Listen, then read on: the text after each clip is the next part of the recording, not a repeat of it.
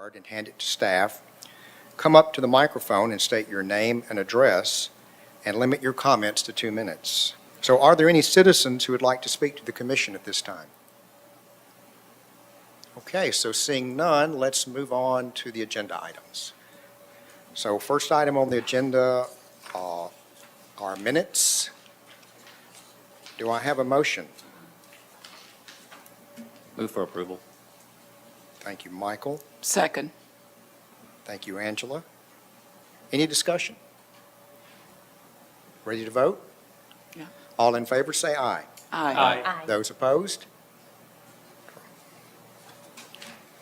All right, so let's move on to item number 2 on our agenda, which is consideration of site alterations, driveway materials at 717 Glass Lane.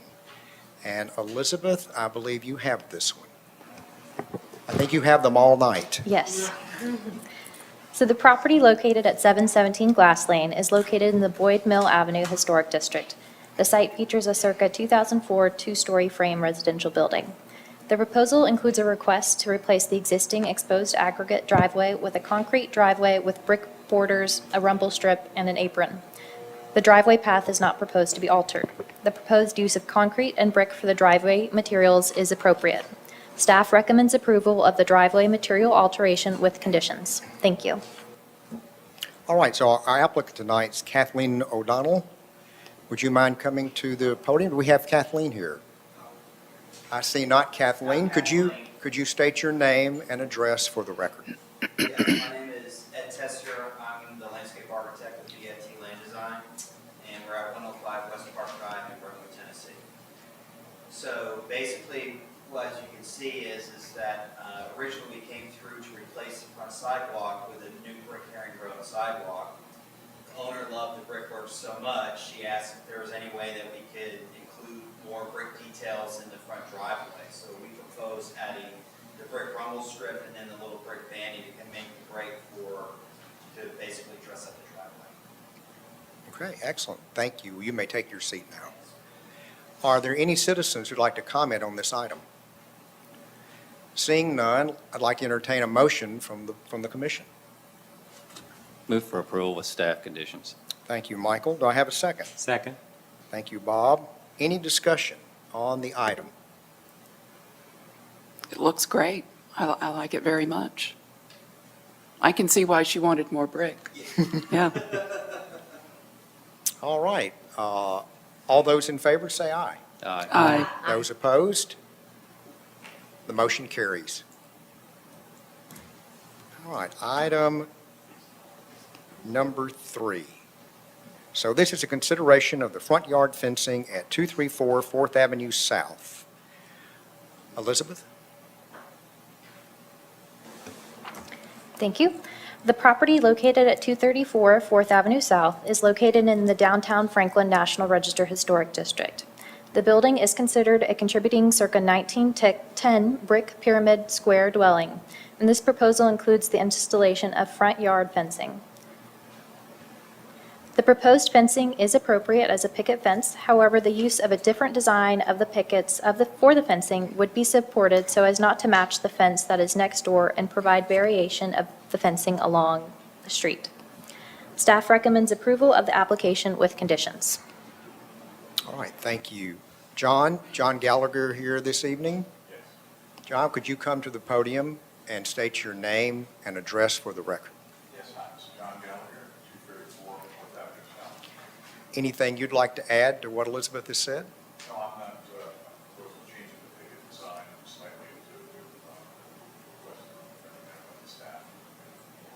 A slight variation different from one next door. Okay. All right, well, you may take your seat. Okay, thank you. Thank you. Are there any citizens who would like to comment on this item? Seeing none, I'd like to entertain a motion from the board. Move to approve with staff conditions. All right, thank you, Madeline. Second. Michael, thank you. All right, let's start discussion. I'll just say that I like the idea of changing the style of the pickets so that there's separation and distinction between the two fences. I think that would enhance the property as well. Any suggestions on the picket style? No, I don't know that I would go that far, but I do think that it would be a good idea. And my understanding, the gate as a condition is to be differentiated as well? Yes. I'm also curious on the page 6, where it outlines where the fence will go. I don't see anything on the left side connecting to the house. Is there going to be fence connecting on the left side? It would adjoin the. John, you want to come back up to the microphone and make that response? Yes, it would go to the fence that's there existing now. Okay, so it would come off the side of the house to the fence Correct. on the neighbor's fence? Yes. Okay, great, cool. All right, thank you. Any other discussion? Mary? Well, I would say this is a little bit larger and a little bit more high-styled house, so the fence could move in that direction a bit. I have a question. And it's coming to staff, so that'd be a conversation you would have with staff. Do we see any issue with it tying into the neighbor's fence and being different? So that one side of this fence is going to not be the same as the other sides? Is that an issue for anyone? I don't know. Well, so is it truly, because if you look at that page 6, that red line on in the front by the sidewalk, it doesn't look like it connects to the neighbor's fence, so I guess there's a question of whether it does or not. I believe that's just the perimeter is dash. dashed in. Yeah. Oh, okay, all right. But does it connect to the neighbor's fence, or, okay.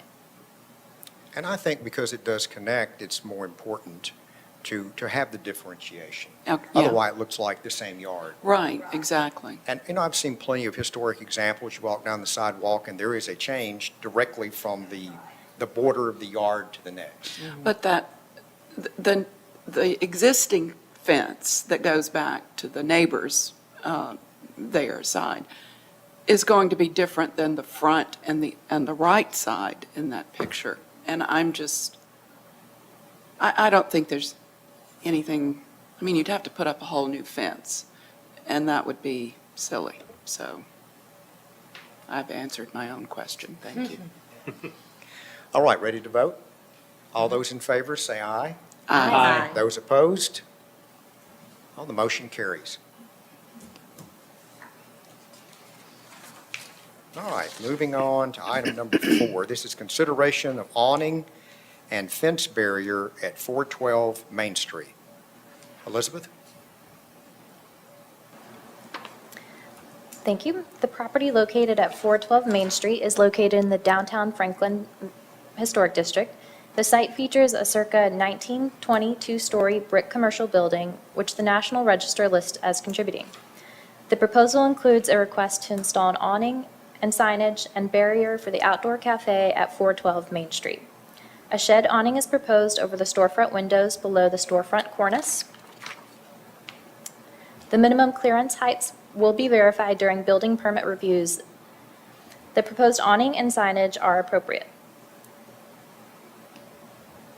A permanent outdoor cafe barrier is proposed in front of the tenant space to replace the existing planters that have currently served as the barrier. The proposed barrier is simple in character and compatible with the barrier seen throughout the downtown and is appropriate. Staff recommends approval of the awning, signage, and barrier with conditions. All right, thank you, Elizabeth. Do we have Cam Goodwin with us today? Cam, would you come up and state your name and address for the record? Yep, Cam Goodwin, 412 Main Street. All right, do you have any other comments to make, or? I do not, so. All right, well, you may take your seat, thank you. So are there any citizens who wish to comment on this item? Seeing none, let's move to the commission for a motion. Mr. Vice Chair, I approve, to make a motion to approve it with staff conditions. All right, thank you, Kathy. Do I have a second? I'll second that. Madeline, thank you. All right, any discussion upon the application for awning and the fence barrier? I think it was responsive to the discussion at DRC. Yes, agree. Looks nice. I like the use of the horseshoe in the design of the fence. It is a good reflection to the old stable that used to be there. All right, seeing there's no further discussion, ready to vote? All those in favor say aye. Aye. Those opposed? The motion carries. Item number 5. So this is the consideration of site altercations at 317 Franklin Road. So this is the Hayes House at Harlansdale Farm. Elizabeth? Thank you. The park at Harlansdale Farm is located within the Franklin Road Historic District and is on the National Register of Historic Places. This proposal includes the following: the installation of a walkway from the existing brick walkway in front of the house to the parking lot, and the installation of fence panels on either side of the existing brick walkway. The fence panels will be constructed out of wood and wire to match the fencing that is seen on the property and in the historic images. The proposed concrete walkway will connect the existing brick walkway to the parking area, and the concrete material is seen with the adjacent ADA parking on the side of the Hayes House. The use of a walkway in a concrete material aligns with the design guidelines recommendations. The use of fence panels does not align with the guidelines recommendations to have fencing in typical locations along property lines, but this site is unique in the fact that Harlansdale Farm is an open space. Since this is a city project, staff does not make a recommendation, but there are some potential conditions should the Historic Zoning Commission approve the proposal. Thank you. Thank you. Brian Walker, would you please come to the podium and state your name and address for the record? Brian Walker, 705 Boyd Mill Avenue. Thank you, Brian. Do you have any other comments other than what you've heard from Elizabeth? I do not. All right, thank you. You may take your seat. Are there any citizens who wish to comment on this item? Seeing none, let's go to the commission for a motion. Move for approval with staff conditions. Thank you, Michael. Second. Angela, thank you. All right, do we have any discussion? Especially on things like the staff's comment on the fence panels. So, in the slide on page 6, is the green markings, is that where they're proposing, just right there for the fence? Okay. And what was the reasoning behind it? Brian, would you like to come back up? Yes, historically, there was a fence that surrounded the Hayes home. Right. And the two panels being placed at that location was really just an homage to the panels that were there at one time. The idea isn't to separate the house from the rest of the area. It is just to give an indication of this is what once was there. Thank you. And while you're here, I wanted to ask a question on that too. Any plans in the future to expand that fencing to the front to kind of separate it from the? Not at this time. Not at this time. So it's just the two panels on either side Correct. of the walk? Yes. Okay, thank you. So my quick question too is, do you think that's clever where we have an existing and a different material to the house to create like this marker, like where we're adding the new? What is the width of the new sidewalk? 5 feet. And it's much larger than the other one? The other one is about 4 feet and a few inches wide, so it's slightly larger. So that meets ADA compliance? Yes, 5 feet does. Yeah, it's a good, you brought up a good point about extending that fence too. Do we have an elevation or a picture of the panels? Did I miss that? Yeah. Those two pictures are what were historically there, and it's obviously having to estimate what that is, but it'd be around 4 feet. And that's an existing fence that is on the back side of the Hayes home, between the Hayes home and one of the barns. And it would look newer than that, obviously, but that would be the idea to tie that together to where it has a similar appearance. So there'd be a 4-foot wide panel on each side? The panel will be 8 foot wide. 8 foot, oh, got it. Yeah, Okay. that picture's a little elongated as far as up and down, and so when I went out and measured those, the distance between the post was about 7 feet 6 inches. Okay. Okay, so 7 feet, 6 inches on one side and the other. Yes, Okay. And that's considered more like hog fencing, isn't it? correct, yes. And what is brick is going to stay there? The existing brick? Oh, yes, yes, we won't be touching that at all. Okay. It's just connecting to it. Okay. I think that is a really good idea, especially for the public, knowing, how to get to the front. Front door. Yeah, right now How it's kind it's of needed, hard to yeah. Kind know of that. wayfinding. I noticed on the drawing that shows the path of the concrete walk, we have head walls. Does it cross a little swell? Is that what it is? Correct, yeah, that's what through that area is a low spot, and that's where the drainage for that field goes to, and so that through that area, it'll be slightly elevated, and there'll be a pipe through there, a drainage pipe that allow water to flow underneath the sidewalk. So my concern would be is if it's about 7 feet plus fence on either side of where the walkways meet, right? Mm-hmm. Is that enough to make a statement that looks kind of like, oh, I might have needed one more panel on Well, each side? I think that's something that we'll look into. The idea is that area is used heavily for events, and so we didn't want to separate the Hayes home from the Yeah. field. But it was just to give an idea of what once was and so that people would understand of some of the history of the Hayes home. Yeah, and I think, total 16, almost 16 feet of panel with a 5-foot sidewalk. I think it gives the nod you're talking about without, and still the space for events. All right, thank you. All right, thank you. So we're ready to vote? So all in favor, say aye. Aye. All opposed? The motion carries. Moving on to item number 6 is consideration of alterations to approved plans at 1309 Adams Street. Ben McCrary? Ben, would you come up to the podium and state your name and address for the record? Sure, Ben McCrary, Chisel Workshop, 413 Logan Circle. And I think I've skipped a step, so if you'll stand right there, so you can stay here. You sure? Just stay right there. Elizabeth? Thank you. The property located at 1309 Adams Street is located in the Adams Street National Register Historic District, and the site features a circa 1900 1.5-story gabled L-frame residential building. A COA was issued at the May 2026 Historic Zoning Commission meeting for the demolition and reconstruction of the principal building. This proposal includes a request to alter the approved plans to include 4 window wells and a basement access door to the plans. The proposed windows are set back on the building, and with window wells, they will not be readily visible. The proposed basement access door is set back and inset, and the muted finish options for the door will help reduce the element's visibility. The proposed alterations to the plans are appropriate.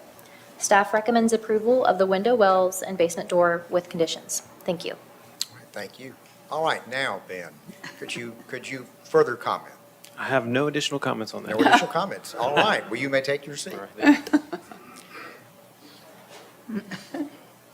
Are there any comments on this item from citizens? Seeing none, let's go to the board for a motion. I motion to approve conditions. All right, thank you, Kathy. Do I have a second? Second. Angela, thank you. All right, any discussion on the wheel wells? I mean, the window wells.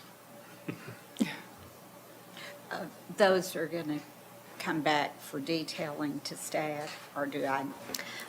We do have a condition for the window profiles to be submitted to Right. staff.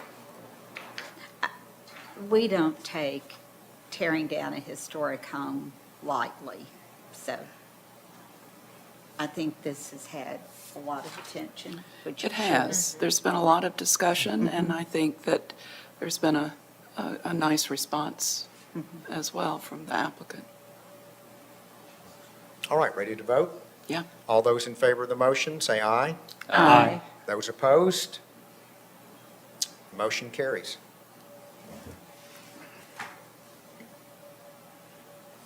All right, on to item number 7 is the consideration of site alterations, principal building alterations, and new construction, which is an accessory at 1010 Fair Street. Elizabeth?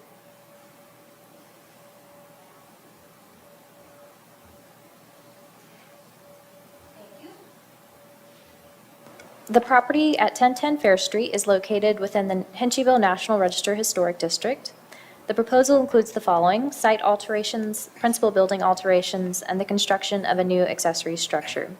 The proposed site and building alterations align with the design guidelines and are appropriate.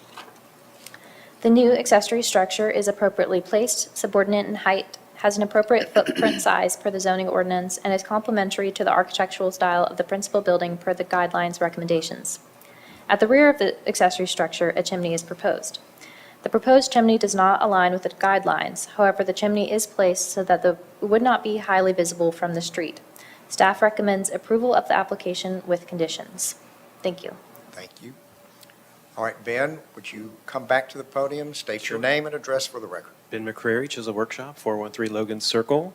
All right, any comments? My only comment would be on the fireplace and the chimney. We wanted to, since you've seen it last, we added some additional 3D images to kind of show you how the visibility that would possibly be there. So they're kind of bottom 3 images here on the screen. Really, the one on the left, you will probably never actually get that view. If you can see in the image on the right side there, the tree that is existing in that front yard is really going to block kind of any view really deep down, and for you to ever be far enough over to really see the fireplace. From the street, as in the center image, it's really invisible based on the perspective of your height versus the height of the building and how far back the fireplace chimney sits. So. Okay. Thank you. You may take your seat. Any comments of citizens on this item? Seeing none, I'd like to entertain a motion from the board.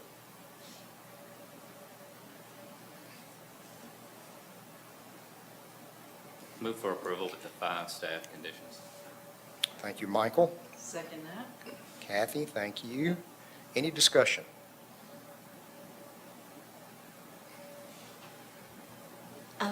I would just make the comment in response to the applicant that we really can't count on a tree for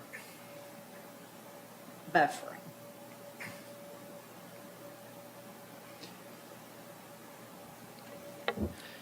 But I don't think you're going to see That's- that chimney yeah. from the front. It doesn't bother me. Or even the neighbor's house, I feel like it's so set back and Yeah. not highly visible. I would kind of like to make a motion to approve the chimney, or an amendment You'd like to make an amendment? Okay. to approve the chimney. So 4 out of the 5 recommendations from staff. I would second that simply because I think it is really set back and not Right. going to have visibility, but I appreciate staff for being sensitive to this because it can be an issue. Yes. And I would like to know from the applicant if, is that chimney able to come down at all, or is the height of it We have made it kind of code minimum. okay. Okay. Thank you. All right, so Madeline, your amendment would be then to remove condition number 3 from the motion and to allow the chimney as proposed. Correct. And Mary, are you good with that second? Yes. All right, so now we're voting on the amendment to the motion. All those in favor, say aye. Aye. All those opposed? Okay, the amendment carries, and we are back to the main motion. One thing I wanted to ask is that, I mean, it was actually mentioned by staff on the garage door lights. They recommended having maybe no lights in the garage doors or having lights, and any discussion on that? The garage window lights were approved, correct? Staff recommended approval of the garage window lights with condition number 1. There appears to be 2 different garage profiles shown within the packet. Right. And I think you clarified last time, but if you don't mind clarifying again which one you're going with? Yes, the 2D elevations are the actual look. 3D is just kind of a placeholder in the model. Okay, so this one here. That one right there. Yep. Thank you. All right, so there are lights. Yes. Excellent. Okay, so we're back to the main motion. Ready to vote? Yes. All those in favor say aye. Aye. Those opposed? The motion carries. Thank you, Ben. All right, let's go to item number 8, moving along here this evening. The consideration of building alteration and signage at 335 Main Street. Elizabeth? Thank you. The property located at 335 Main Street is located in the downtown Franklin Historic District, and the site features a circa 1890 and circa 1900 two-story brick commercial building with 2 storefronts. The proposal includes a series of alterations proposed to the historic commercial building, including the alteration of the left storefront, the installation of shutters, new lighting, and new signage. It's proposed to alter the left storefront system to remove the doors and the transom and to replace the system with a window and base to match the existing surrounding storefront windows on the left side of the building. The guidelines recommend to retain original storefront character and elements, preserve and maintain storefront doors and doorways, and restore an altered storefront to its original design using historic photographs when possible. The proposed storefront alteration is not appropriate as it does not preserve and maintain the location and configuration of the separate storefront system and door system. Separate storefront and door system. As the building reads as 2 separate buildings on the exterior, the elimination of the entrance on the eastern portion of the building alters how this building is interpreted, and the alteration is not supported. For the next alteration, 2 pairs of shutters are proposed to be installed for the windows on the upper story of the building on the left or east. While there are no shutters currently on the building, there are a few shutters seen on a few buildings on Main Street and appear to be compatible with the architectural style of the building and are appropriate.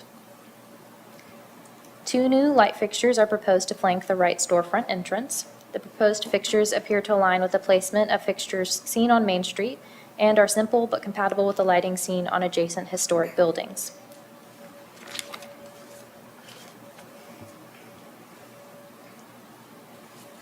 Three signs are proposed for one, sorry. 3 signs are proposed for the one retail tenant space, including a band sign, hanging projecting sign, and a window sign. The window sign is proposed on the right storefront window, and the total sign area proposed is approximately 20% of the window area and must be reduced to meet the zoning ordinance requirements and guidelines. While there are not many other copper finish signs in the historic districts, the material does appear to align with the guidelines as it is a finished metal and a darker background than the lettering proposed. The guidelines recommend the following for sign materials and colors: to use a finished wood or metal, be a maximum with matte background finishes, use a maximum of 3 colors with a darker background color than lettering color, and to use muted colors that complement the facade, and to use sign materials that are compatible with the facade and the district. High-quality materials that achieve the appearance of historic sign materials may be considered on a case-by-case basis. To better align with the guidelines recommendations for traditional materials, colors, and finishes for signs, the material and finish of the copper on the sign should appear more tarnished or patinaed rather than new shiny copper. For the recommendations, staff recommends denial of the storefront alteration based on the following guidelines: to retain the original storefront character and elements such as bulkheads, cornice line, and original transom shape; to preserve and maintain storefronts, doors, and doorways on historic commercial buildings in their original location and configuration; and to restore an altered storefront to its original design using historic photographs when possible. Where evidence does not exist, use traditional designs and arrangements. And staff recommends approval of the shutters, lighting, and signage with conditions. Thank you. All right, thank you. So is John Brown with us today? John, could you come to the podium and state your name and address for the record? Good evening. My name is John Brown. I'm from 345 Springside Drive, Akron, Ohio. Good to see everyone again, mostly everyone. The only A couple things. Obviously, there's 4 components that we're introducing to the aesthetics of the facade here. The staff has recommended or considered 3 of them approvable, which is the lighting adjacent to the entry doors, the shutters on the second-story facade, and the signage. The one component that they were not in favor with, obviously, is the elimination of the left side entry. And the only thing I'd like to express in regards to that is we did look at several options for that, and actually reviewed them with Elizabeth. The doors as they sit now, if you notice the renderings, there's a concrete curb that runs across that left side facade that raises that door pair up. So that door pair for the tenant is not a viable, compliant door assembly, and it also is a liability issue. So us using that door for a means of exiting and entering that space is not appropriate without there being adjustments to it. So what the tenant did is looked at it and said, let's look at a window assembly here with the glass and the molding representative of the adjacent window assembly to try to give it some resemblance of the existing features of the facade. So thank you. Okay, thank you. Are there any citizens who would like to comment on this item? Seeing none, let's move to the board for a motion. And remember, I want to actually split this into 3 motions. So our first motion will be the storefront. So let's hear a motion dealing with the storefront. As far as which part? As far as the denial or the approval of the applicant's request to change the storefront. I would, and I will comment on it, but I would move to deny with staff comments. Okay, thank you, Mary. Do I have a second? I'll second. All right, thank you, Kathy. So how about now discussion? So there's an option B in here that makes it look like there's still doors there. Is that not on the table? Elizabeth, could you comment to that? I believe option B just shows what's existing with the painted facade and all of that. We thought and have thought downtown to keep buildings reading as the separate historic buildings they are. And we've got some situations before there was as much control as there is now, where things were painted out to be bigger lots. And I feel like Franklin is an award-winning Main Street, and when you start making it look like there's less buildings and they're real big, it just takes away the character of the historic district. And it goes against the guidelines also. So those would be my reasons.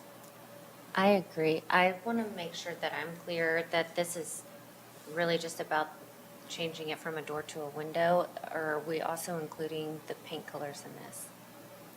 I think it's just about whether or not the doors go away or it stays appearing as 2 separate building spaces. Okay, great.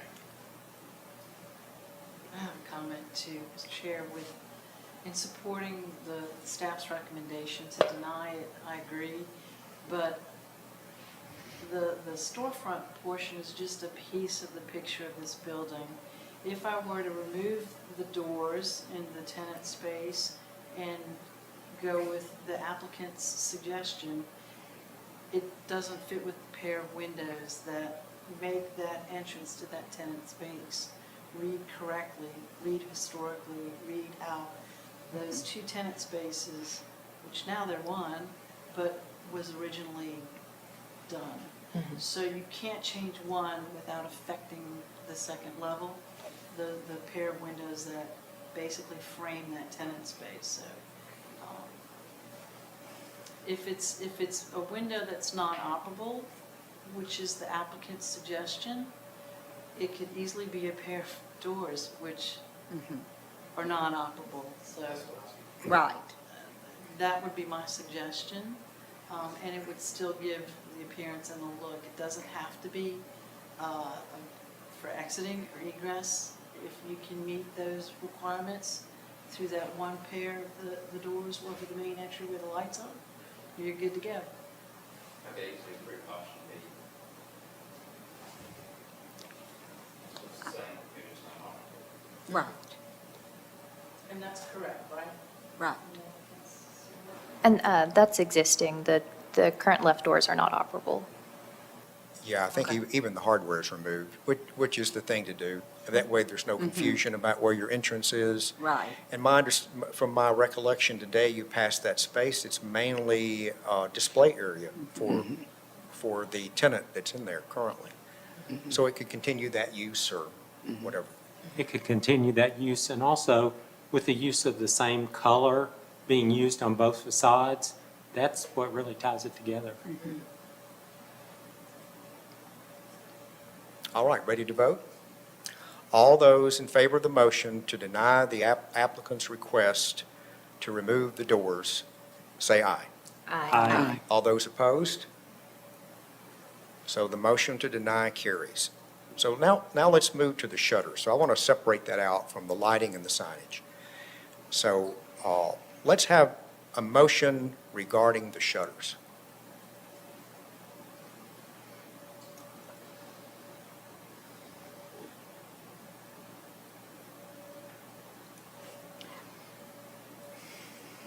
Is, okay, I guess we have to have I don't know how to do this. Well, we need a motion before I'll move to discussion. deny. Okay. Motion to deny by Mary. Do I have a second? I'll Second. All right. Thank you, Kathy. All right, so let's have discussion on the shutters. Is there photographic evidence of shutters on any of the historic buildings? I know a couple of buildings that have been remodeled in my mind that have shutters, but I could support this if there were any evidence in historic photographs of shutters on upper stories. So I have searched through all the historic photographs for all of Main Street. And there is no evidence for a late 19th century building, which this is, of shutters on any of the windows historically downtown. And in downtown Main Streets, it generally was not done. And especially on arched windows, they're just more Right. difficult to make shutters for. Now, there's exception for that for the early federal-style buildings that are no longer existing. Existing, that, yes. Some of those had them, but not late 19th century. Yes, and so for that reason, I'll stick with the position that it's in the best interest of the character of Main Street to not do the shutters. And I don't think there's a suggestion in any of our guidelines that you put shutters on upper stories. Would the window boxes be a part of this motion as well, or is that going to be separate? Well, the window boxes are not actually part of the motion or even of the package that I know. They're considered temporary. Elizabeth, could you address that? Yes, if the shutters or the planters and planting boxes on the ground floor and those affixed to the windowsills, if those are temporary in nature and easily removable and reversible, those would be not reviewed as they're temporary elements. Thank you. Well, Mr. Chair, Well, let's, before we need to go finish up the shutters before we move Okay. on to the window Okay. boxes, anything else. So we have a motion on the floor to deny the shutters. We have a second. All those in favor of denying the shutters, say aye. Aye. All those opposed? Okay, the motion carries. Now, if someone, so we just had that discussion. If somebody would like to make a motion about window boxes, okay. All right, so let's move on to lighting and signage. So I'd like to entertain a Sir. motion. Mr. Chair, so we're not going to discuss the window boxes? Because we have in the past, and I don't know about these, but I don't think, are the upper story windows operable? And what will live plants do to the condition of that? Well, you can make a motion.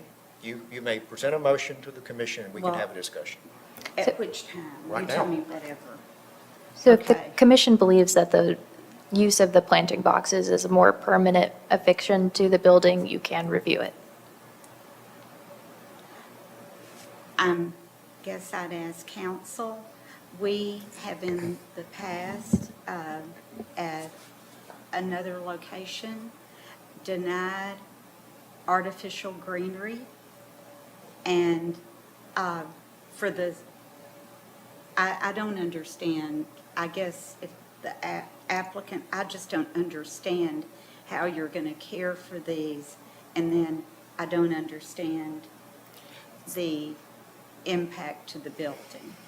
So I think the best way to handle this is have the applicant, you can ask the applicant, are the boxes just in the rendering?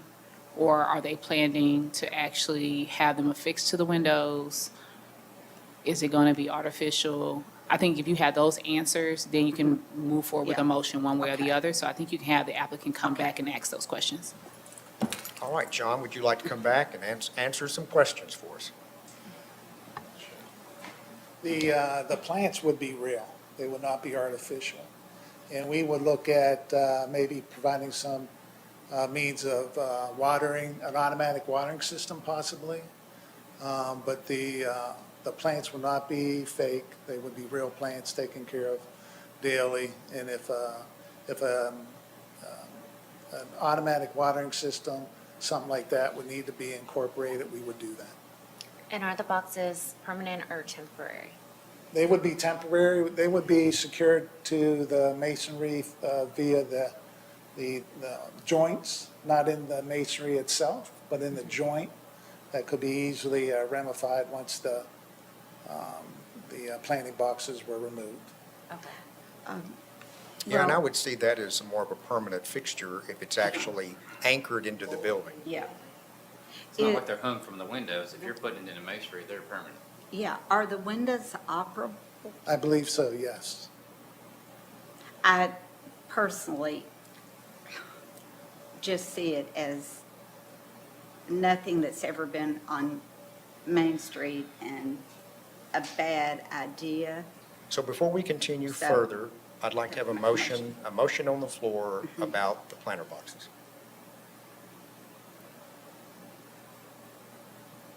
I'm ready to entertain a motion. If not, I'll make a motion to, the rendering indicates permanent fixed planters with real plants in them, with some type of watering system. I recommend that be removed. so you're recommending denial of the planter boxes. And It was Okay. really not, All right, Kathy, and do I have a second? I'll second. Thank you, Bob. Have we had discussion, or do we need more discussion? Ready to vote? Yeah. All those in favor of denying the planter boxes, say aye. Aye. All those opposed? Okay, the motion carries. Chairman, I make a suggestion. Yes. I know you're about to do the lighting and the signage, do them separately. Okay, all right. Just in the way we're going, just one at a time. All right, I'll take that suggestion. So next, I'd like to entertain a motion for lighting as presented. I'm make a motion to approve with staff conditions. All right, thank you, Madeline. Do I have a second? Second. Thank you, Kathy. Angela, sorry about that. All right, how about some discussion? The only question line. that I had, I noticed on the current building, that's where the building numbers are. So will those be relocated?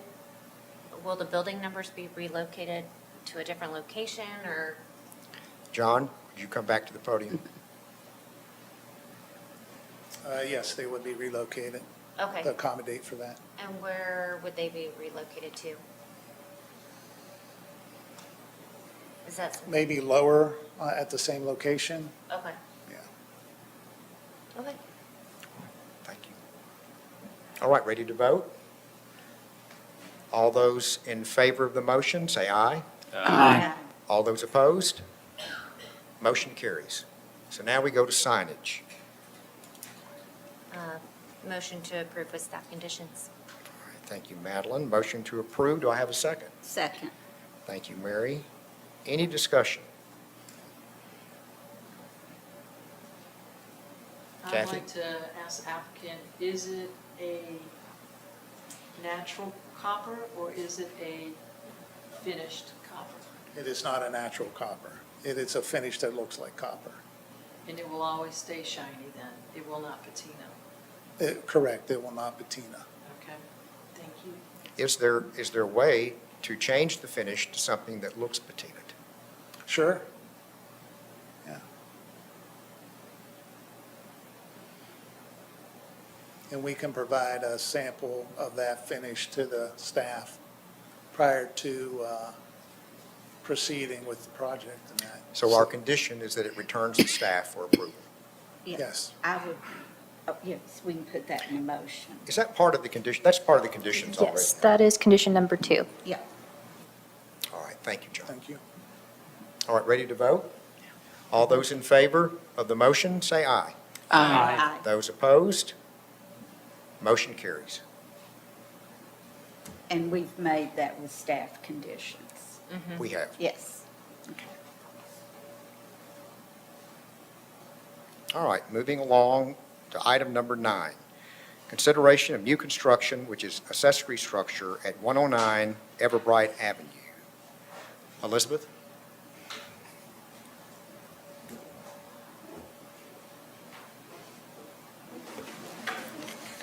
Thank you. Turn the screen on. The property located at 109 Everbright Avenue is located in the Everbright Avenue Historic District. The proposal includes the following: the construction of a minor accessory structure, construction of a larger accessory structure, and site alterations.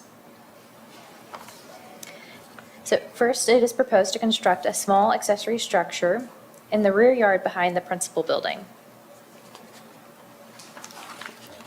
The proposed minor accessory structure generally meets the intent of the guidelines and is appropriate.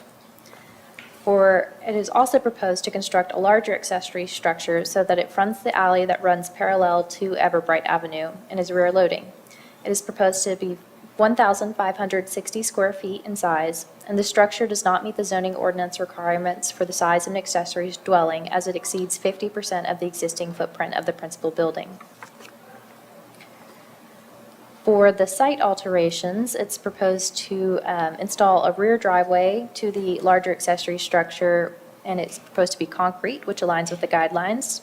And the location of the proposed pool is appropriate, as it will not be highly visible from the right-of-way. So staff recommends denial of the construction of the larger accessory structure based on the following grounds: that the building footprint shall not exceed 50% of the building footprint of the principal building. And staff recommends approval of the pool, driveway, and minor accessory structure with conditions. Thank you. Thank you, Elizabeth. So do we have Asher Paxton with us tonight? Axton, could you come up to the podium and state your name and address for the record? Yeah, good evening. Asher Paxton, Tandem Architecture and Design. Our address is 2704 Eugenia Avenue in Nashville. Good evening. Thank you for hearing this. We've been in front of staff a couple times now, and most previously at the last DRC. For some context, the owner has decided to forego any of the primary proposed demolition or additions to the home. And so part of the reasoning behind the enlarged square footage of this accessory structure is to account for the added space that they'd like in order to be able to stay in their home as is. So we recognize that we're above the zoning requirement. However, we were not trying to push that too high, but just enough that we would see a reasonable addition so that this space would be large enough for them to feel like they could comfortably stay in their home without, without needing to do any of the primary additions that we've decided to forego. And I guess one other comment would be on the site plan. I think 30% is the building lot coverage requirement. We are well below that at around 17%. I think the very bottom right number there will be, just to clarify it, but it's on the site plans as well. Thank you. All right, thank you, Asher. Are there any citizens who'd like to make a comment on this item? Seeing none, I'd like to entertain a motion from the board, but also remind the board, if I'm correct about this, that the 50%, being over 50%, does not meet the zoning requirements, and it's not under the purview of the of the Historic Zoning Commission, because it exceeds the 50%. Yes, the zoning, the requirement for not exceeding 50% of the building footprint is a zoning ordinance requirement, and there's not a conflict with the design guidelines recommendations to supersede the zoning ordinance requirement. So our guidelines would align with not exceeding 50% of the building footprint. So if they were to want to pursue exceeding the zoning ordinance requirements, they would need to go get a variance to exceed the 50%. I would like to make a motion to defer to the next voting meeting and invite the applicant to come to DRC next week. Okay, we have a motion to defer. Do I have a second? Second. Thank you, Mary. All right, any discussion on the motion to defer? Yeah, should we vote on the other items that can be approved tonight so the applicant knows they're okay before they have to come back?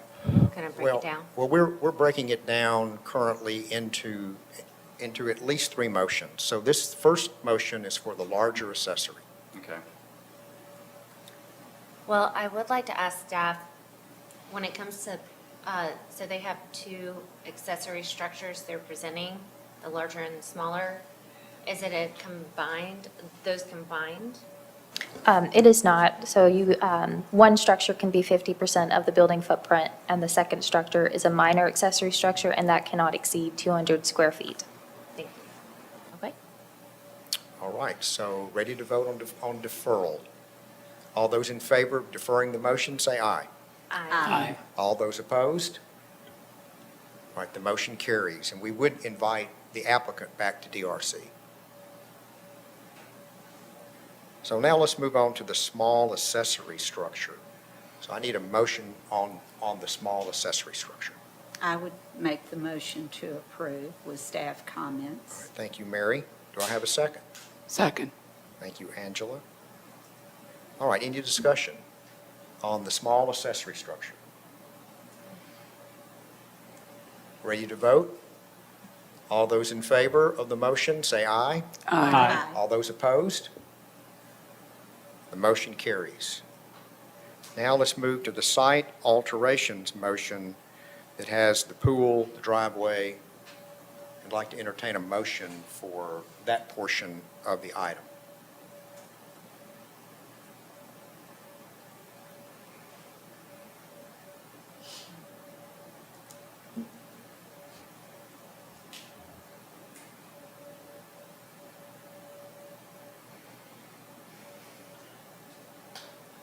I'd like to make a motion, Mr. Chair, to approve with staff conditions on the pool. Okay, thank you, Kathy. Do I have a second? I'll second. Thank you, Angela. So I currently have a motion on the floor to approve with staff conditions the site alterations. Ready to vote? All those in favor, say aye. Aye. All those opposed? All right, the motion carries.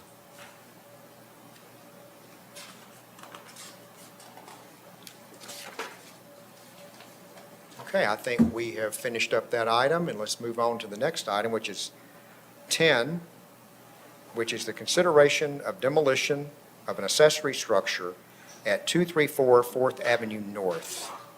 Elizabeth?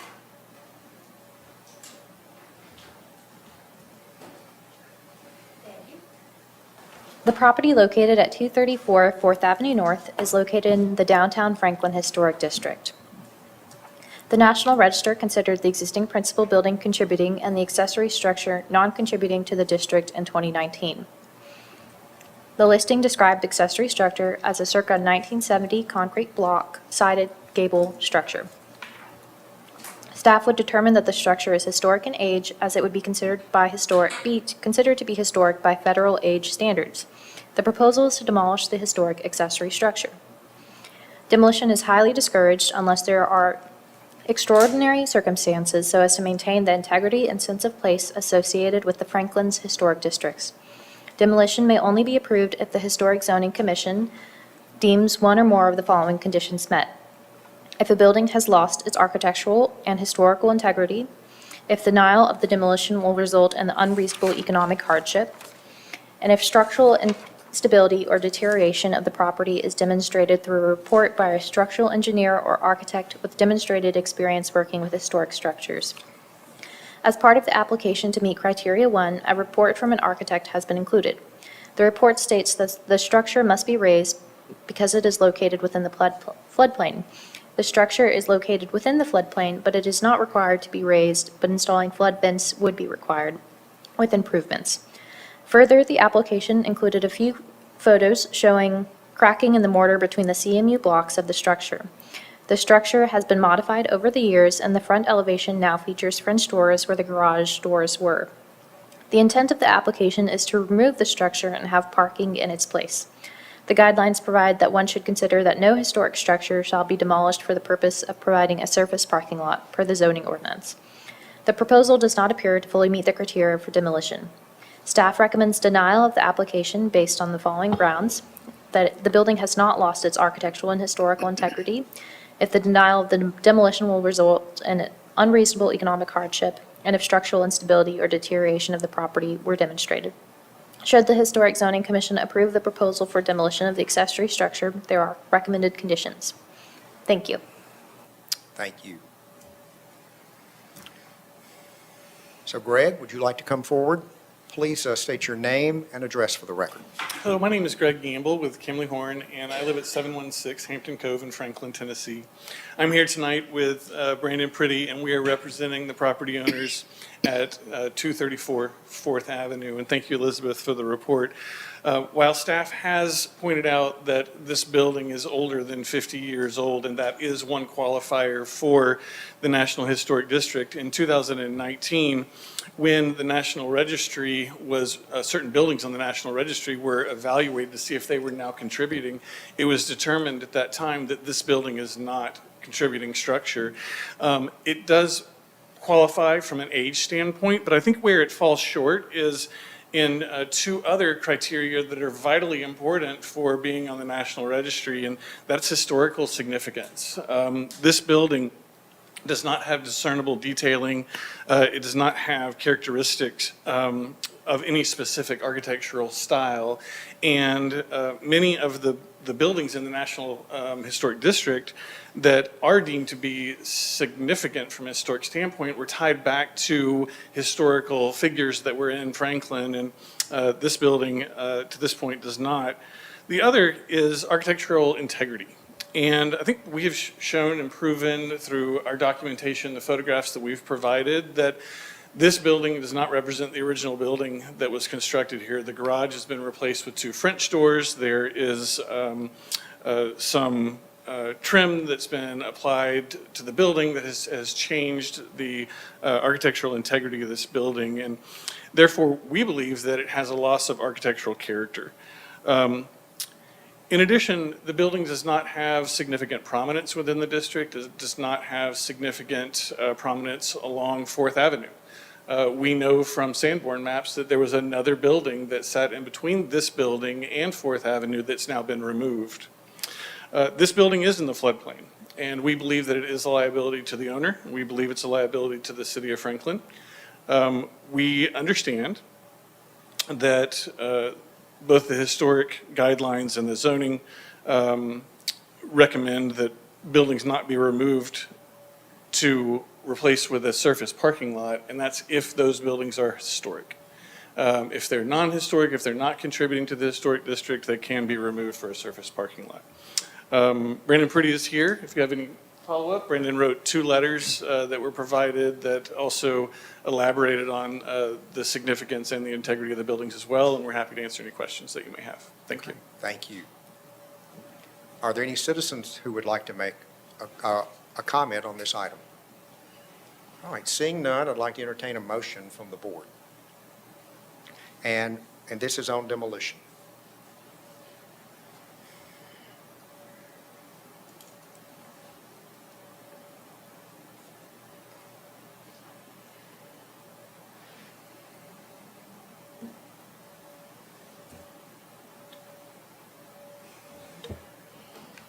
Mr. Vice Chair, I would like to make a motion to deny as per staff's comments.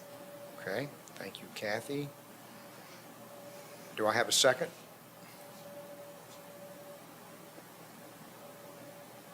I will second. All right, thank you, Bob. And I would like to hear some discussion on this item. I did talk to Mr.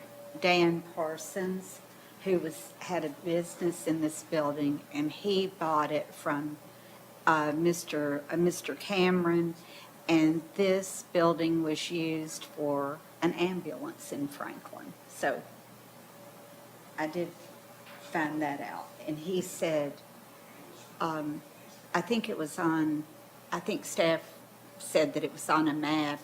Oh, am I not being heard? That's the first time ever. Here, I'll talk into the microphone, I'm sorry.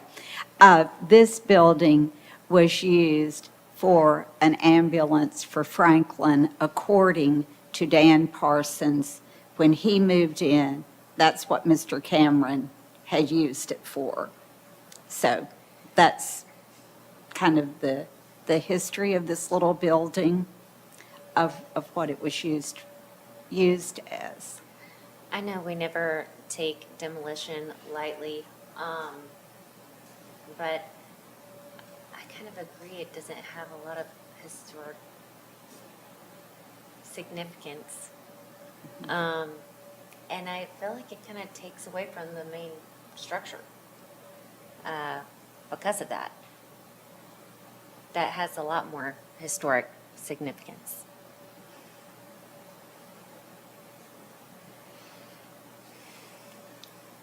I'll play devil's advocate. Not everything has to have a historic look to have history behind it. So are we saying this is from what time period? 1970. I think staff, did you? So the National Register lists it as a 1970s construction, but it can be seen in images early as 1949 in the flood photos from Rick Warwick's collection.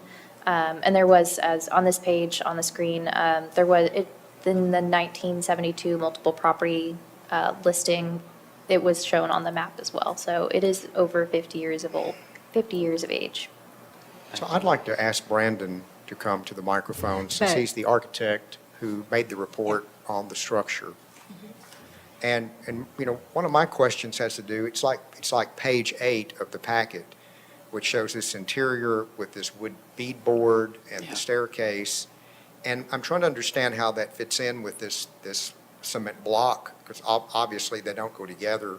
So have you discovered anything about maybe the original historic structure and what's gone on, the change over time?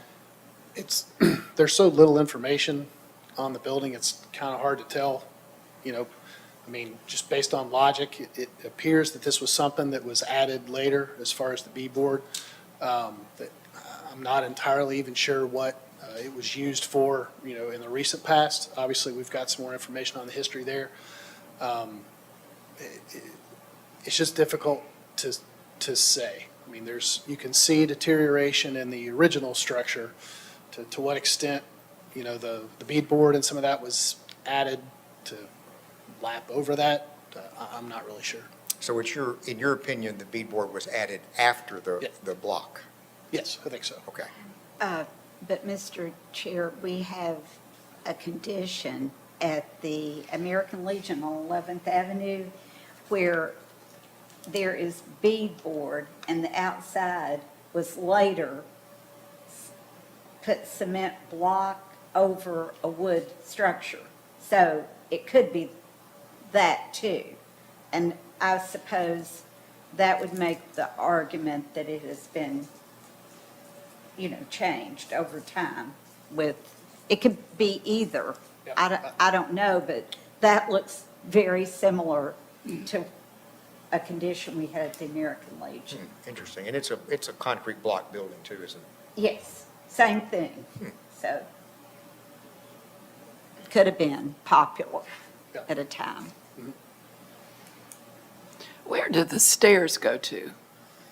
There's not a second story on this. Is No, there it's- just sort of an somebody kind of attic framed up- type of exactly, a space? And again, not sure if that's original or if that was somebody. Yeah. framed. Well, there's an upstairs window. You look at the side. It's probably more like an attic. Well, Mr. Dan Parsons told me he used it to store records, so that would have been useful to him. And I'm not sure the date he bought it, but it was earlier, I think than the 70s. And the damage that you're showing as far as the settling in the block wall, is that just kind of in one place or is that in multiple places? There's some cracking and I'm trying to remember, it's been a while since I was in there, on 2 or 3 places throughout. Okay. And it's just, maybe there's some different settling with it being in the, floodplain. Some of that may have happened in the recent past. Okay. Well, thank you very much. Absolutely. Any further discussion? I think we discussed at another meeting that this building has flooded several times because of the location.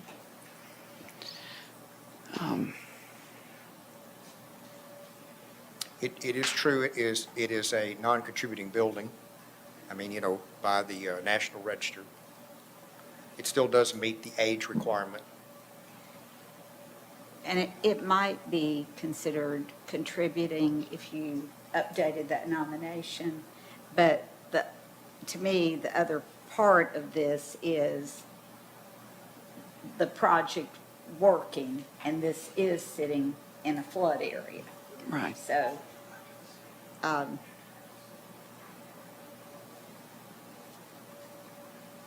there's that argument in my mind when you're just looking at the overall district. All right, ready to vote? All those in favor of the motion to deny, this is to deny demolition, say aye. Okay, those opposed, let's see. It's a double negative. Who are, Mr. Chair, yes, I want to make sure that this vote is centered on whether you consider this a historic structure or not, regardless of whether it's a historic structure contributing to the National Register District. This body is reviewing this structure because it's in the local historic district, and it may or may not be contributing to the local historic district. That's important because if the vote is for approval of the demolition of the structure, and it is historic, they could not put a parking lot in its place due to zoning requirements. So that's part of this discussion. I just want to make sure that that's clear for you all to make that determination and then vote. So Well, you're saying that even if it were to be demoed, they still couldn't do the parking? It would be based on this body's determination of whether it's a historic structure or not, and then it was demoed. regardless of its non-contributing status. That's correct, because it's also in the local historic district. Okay, so how would we proceed with that motion? So the motion that you already have on the floor is to deny demolition. So we need to handle that motion first. You probably need to do it by a roll call vote, just so we can know where everyone stands and sits, so we can know if we have, if it carries or not. Depending on how that motion plays out, then we'll see how we'll do the next motion from that point. Okay. All right, so the motion on the floor is to deny demolition. So that's what we're voting on, denying demolition. So all those in favor of denying demolition, raise your hand.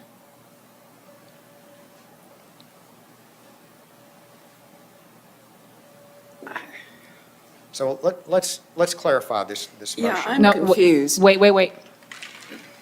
You called the motion, you had a vote, All right. 2 for, 4 against, motion fails. Okay, Okay.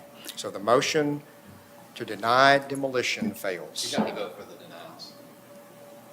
You had the ayes, you got to vote on the nays. Okay, so all those opposed to denying demolition?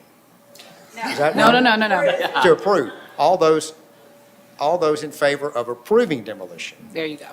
We just don't do these demolition ones very often. I know that that's the motion. So, well, all those, So let me help you word it. okay, thank you. Okay. So your first motion failed.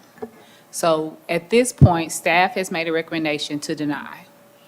That motion came from Ms. Worthington. That motion failed. So now you're just going to do the inverse. Probably you shouldn't do it as the chair, just in case if you need to make a chair swing vote. So someone else needs to make the motion to approve the demolition. Okay. all And right. provide the rationale of its status as a historic structure in that. Okay, so we need to entertain a motion on the floor to approve demolition and give reason why you're going against staff. Yes, we'll go with that. All right. Okay, so that's where we are. A motion to approve demolition.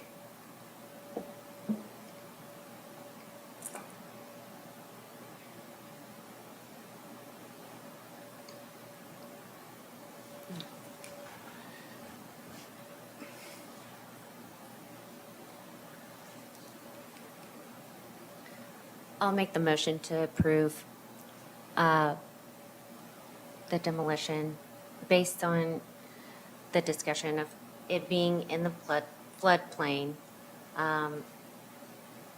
What seems to be changes to the building over time, and the lack of historic significance. Okay, so we have a motion on the floor to approve the demolition based on the discussion of changes over time and that it has lost its historic integrity. And do I have a second to that motion? Second. Thank you, Angela. All right, now, discussion. So I'll reiterate from staff, this is when you need to really state your rationale around the zoning and the historical significance here, because if they move forward with demolition, that discussion will be key on what they can do after the structure is demolished. Does that work for staff? I thought she did that in the motion. Yeah. Yeah, well, what they're asking is for more discussion about it to clarify the historic character or non-historic character of the building. And it was seen as non-contributing? It is non-contributing to the historic district according to the National Register. And I can tell you just observing the photographs of what we asked about, the beadboard, the steps, that the scenario that was part of the original structure that was on the site that we see in the Sanborn maps, that's a possibility, and that someone came along much later and added the block to the structure that was there and tore down most of the things except for the steps or whatever that went up to the attic. Well, and Mr. Chair, also the addition of the French doors, the other pedestrian door that looks newer, even the windows. And the they trim don't- work. And the what? Trim work. on the building. Certainly don't seem original.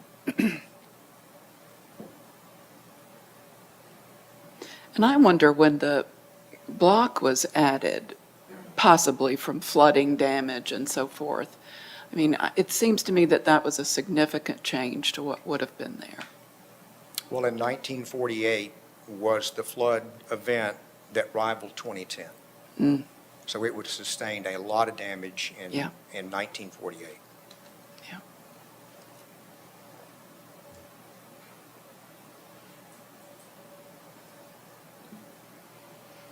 All right, are we ready to vote? All those in favor of approving demolition, raise your hand. All those opposed? Okay, the motion to approve demolition carries. All right.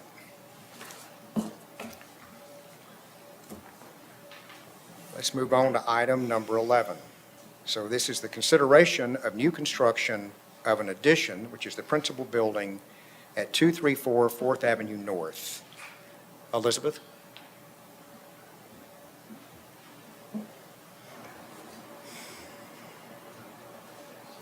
Thank you.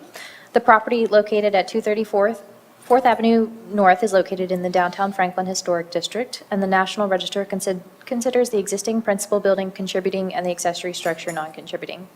The proposal is to construct an addition to the rear of the principal building. The proposed addition is placed at the rear of the building, simple in form, subordinate in height, but not subordinate in size. The guidelines recommend that additions not exceed 50% of the historic building's footprint. The building footprint of the addition is proposed to be 1,300, my apologies. The existing building footprint is 1,337 square feet, and it is proposed to construct an addition of 955 square feet. This addition would equate to 74.42% of the historic footprint and does not align with the guidelines. Further, there appears to be additional hardscaping and the installation of a ramp around the new addition. The proposed ramp will be positioned on the side of the building, which aligns with the guidelines recommendation. The guidelines would support additional landscaping to screen the ramp and parking from the street. More information is needed to understand the design of the ramp's handrail and its materiality. It is unclear if the additional hardscaping behind the addition is pavers or another material. Staff recommends denial of the addition to the principal building based on the following guidelines: to design the size of an addition to be subordinate to that of the historic building.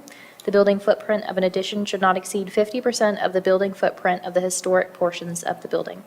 Should the Historic Zoning Commission approve the application, there are a list of recommendations as well for conditions. Thank you. All right, thank you. So Brandon, I think this is your application. Please state your name and address for the record. Great. Hey, everybody. Good to see you again. My name is Daniel Kiedis, building owner, 234 4th Avenue North. Thanks for having us back. I just wanted to give a little quick context of the ongoing conversation, because we've been talking about this, and I really appreciate all your help. We've been talking about it for 8 or 9 months now.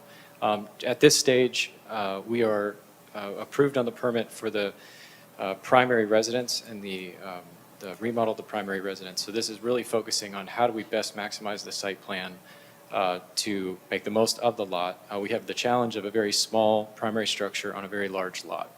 We also have the challenge of 4 overlays, 2 design concepts, and a reinstatement of commercial occupancy for a building that we understand has been commercial for a while. And we've gone through that and feel really excited about where we're at. Because of the floodplain, there's serious limitations to what we're going to be able to build from an accessory structure standpoint. Grateful for y'all's consideration of the previous request in the last item. And with that in place, our hope is to maximize the non-floodplain area of the property while still being as mindful as we can of being subordinate to the primary structure, but also making sure that we don't limit the functionality of the property itself. So thank you again. I don't think we would be able to be here without everybody's input. It's been very, very helpful and fruitful. I think what we're going to present, what Brandon will talk over is, a couple months now specifically of workshopping this idea with DRC twice and, collectively with our teams. And I feel really confident that it's kind of the best version of what we think we can put together. So grateful for any other insight. I know we're voting on it, but just want to say thanks before he mentions that. So. And please state your name and address for the record. I'm Brandon Pretty with 906 Studio Architects at 249 4th Avenue North in Franklin. Appreciate staff and the report, the time they've taken. Just wanted to add a little bit of color. This is, to Daniel's point a moment ago, a unique situation on this site. We've got very little kind of usable area outside of the floodplain. We've really worked, as you can see, to put this addition where it's not visible, all but invisible from the street. We've worked, the height is about 16 inches, give or take, below what the primary structure is. And then probably the piece that I think provides the best context here, two things. First, on the zoning LSA requirement is 40%. We're actually at 52%. So again, we've got a pretty good sized site that where typically, frankly, an addition of this size wouldn't make sense. This is a site where I think it's a little more appropriate with the visibility in that. And then the other piece of that is the buildable area. The recommendations are a 35% maximum as far as what is actually built area on the site. We're actually at 11.4% and that's both our proposed addition and the existing. So again, certainly understand and appreciate this is, would not typically, make sense. It's certainly not with the typical guideline recommendations. We think we've got a little bit of a unique situation here and have worked to minimize the visibility. So thank you all very much. Appreciate it. Thank you. Are there any citizens who would like to comment on this item? Seeing none, let's go to the board for a motion. And this is a motion on the addition.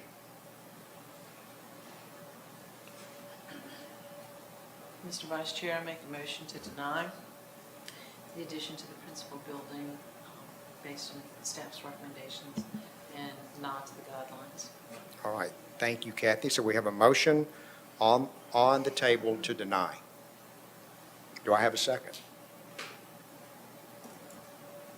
I'll second that. All right, thank you, Madeline. How about discussion? So the motion to deny is based on the overage amount? So it's at 52% is what, and that's not acceptable. Which is what currently you're is saying. 74.4%. Oh,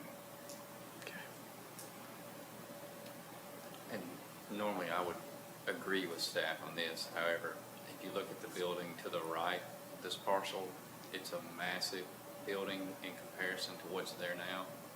So even with them adding the additional 74%, it's still going to be smaller than who their neighbor is. I don't see it looking out of place with that addition on this site under these circumstances. And to put it in context, the current structure is 1,337 square feet. And the addition that's being requested is 955. Would make a total square footage on about a half an acre lot of 2,292. Which is not much. So no, just kind of want to put it into perspective. yeah. And we've worked over the weeks, over the months, I guess, on the way it appears in its massing with, lots of things were accommodated, I think, in our discussions. So I don't feel like it's objectionable.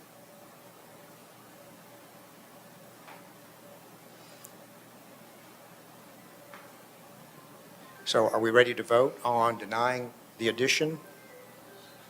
And let's do this again by hand vote. All those in favor of denying the application as stated in the motion, raise your hand.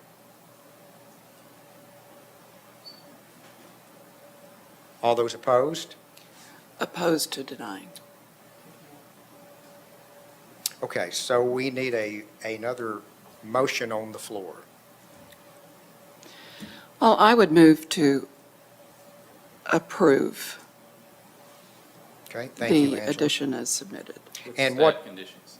Right, with staff conditions. And what are your reasons for going against that? Because I'm understanding the size of the lot, the building next door being much larger, and I do think that this applicant has worked hard to make this, the massing, the size of this addition less objectionable. So I feel like it's working to maximize, as he said, the effectiveness of that site.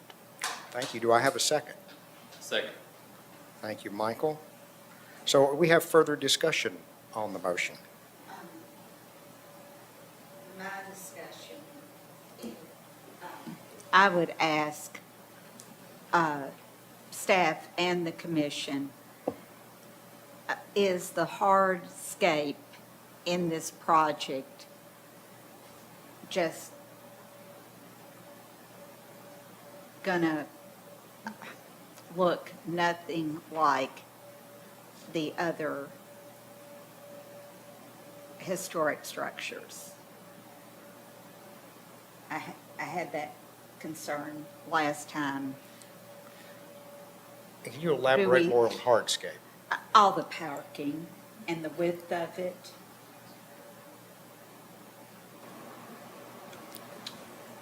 And if you look at it compared to the historic structure,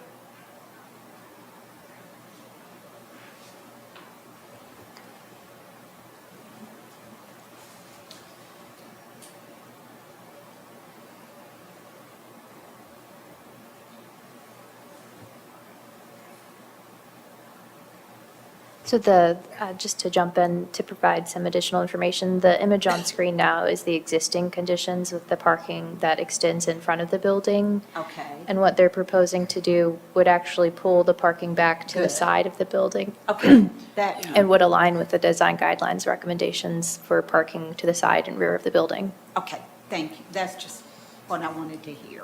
Thank you. I just wanted to make a comment that I don't feel like we can always base our decisions on what has, like, the next door, that being bigger, because of when that may have been approved. And yeah, I know we talked about setting precedent, but do we want to continue to make that decision based on something that was approved previously, or stick with the guidelines? However, and I'd also like to say it's hard to approve it without being able to see the floor plan, to be able to see, like, well, are there other areas where you could cut down square footage? But I also see the hyphen that connects it from the main structure to the addition. You kind of have to have that, and it adds to the square footage, but you have to have it. So that's why I'm changing my tune a little bit. And to your point, the way it's done, it has less impact on the actual historical structure. Yeah, Right. and the fact that they And- set it And behind. yeah, they've worked hard on making sure that it didn't, impact the original structure as much as it could have. And it steps back even more. Yeah. But I think the issue's the 50%. And generally, when you have a very small house on a very large lot, I think it's within our purview to review that and say, hey, it's reasonable, it's a reasonable addition and a reasonable square footage, which this is. It doesn't overwhelm the lot or the neighborhood. I agree. And from the front, it's not objectionable. Minimal It's not impact. looming over the original structure. Emily, could you bring up, and I guess it may be page 5. It's just something I want to ask the commission about. It has to do with the stoop cover on the side that's over the ramp. Let's see.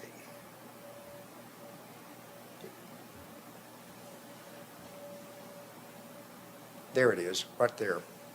So it actually comes off of the roof. And I think more historically accurate of a way that that stoop cover would act. There's a lot of headroom above the door. It's to bring that stoop down under that eave rather than having it sit on the roof. And Mr. Chair, I think we did talk about that at DRC, and I would make that amendment. Okay? So How would you like to phrase that amendment? That the stoop cover come from this, above the door, not connected to the roof, but as a separate element. Okay? So we have we have an amendment to the motion on the floor that the stoop cover would not connect to the roof, but come under the eave above the door. Do I have a second? Second. All right, thank you, Michael. All right, any discussion about that? Ready to vote? All those in favor of the amendment, say aye. Aye. All those opposed? Okay, the amendment carries. So we're back to the original, the main motion. Ready to vote? All those in favor of the motion as amended, say aye. Aye. All those opposed? Okay, the motion carries. Thank you.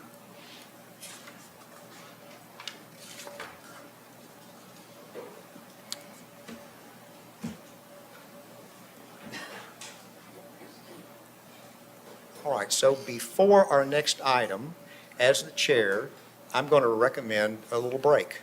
I think that's very good. I would approve that. Okay. Yeah, I'll So second that. we have a motion and a second to take a break, and let's just break for about, let's come back at 20 till, which will be in about 8 minutes.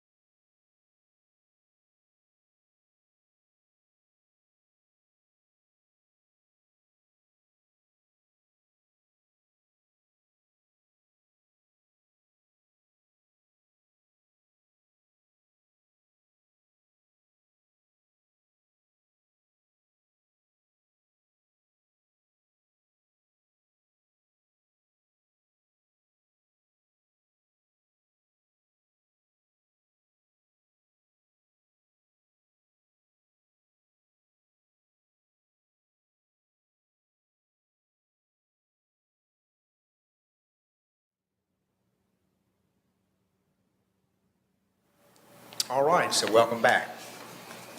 We are ready for item number 12, which is the consideration of partial demolition, alterations, and additions at 251 Second Avenue South, the old Ice House. So Elizabeth, you want to start us out on this one? Yes. So the property located at 251 Second Avenue South is located in the downtown Franklin Historic District, and the site features a circa 1890 one-story brick commercial building known as the Old Ice House, which is attached to a circa 1940 concrete block industrial commercial building, the former chicken processing factory.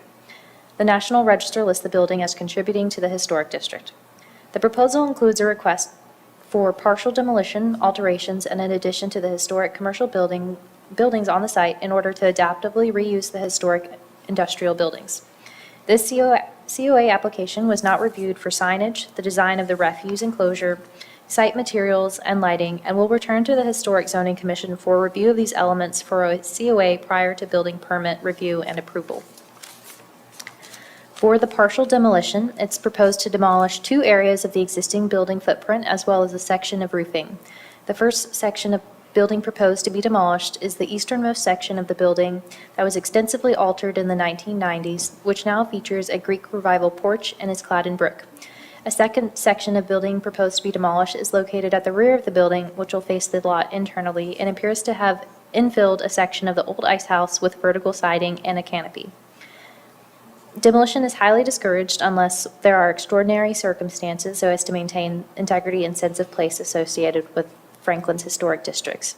Demolition may only be approved if the Historic Zoning Commission deems one or more of the conditions met. If a building has lost its architectural and historic integrity, if denial of the demolition will result in unreasonable economic hardship, if the structural instability or deterioration of the property is demonstrated through a report by the structural engineer or architect. The applicant has described the buildings in site within the narrative to provide information for the demolition request based on the loss of architectural and historical integrity. The section of building is historic in age by federal standards as it appears in Sanborn maps as the frame receiving shed. However, a large addition to the buildings was completed in the 1970s, noted in the multiple property listing completed in 72, and was further altered during the 1990s to feature brick cladding and a Greek Revival porch, elements that do not relate to the historic commercial building or industrial use of the site.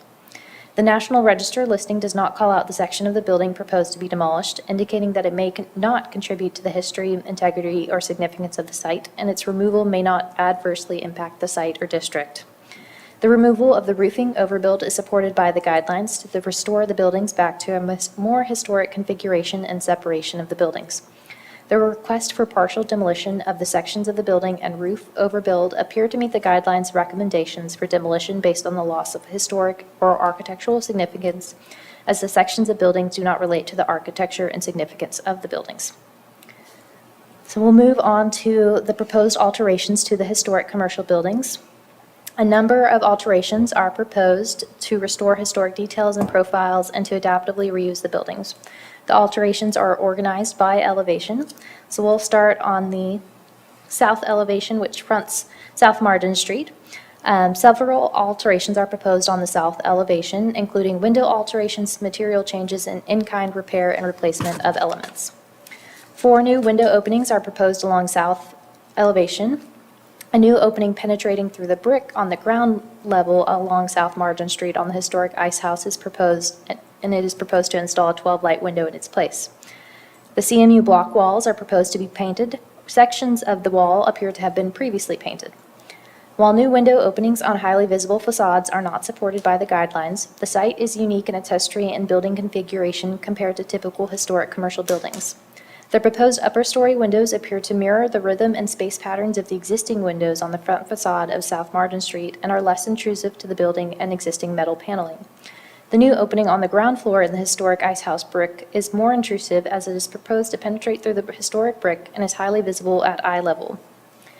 The repair and reuse of historic siding materials is supported. However, if the materials are found to be beyond repair, the materials must be documented and approved for replacement by the preservation planner for in-kind replacement.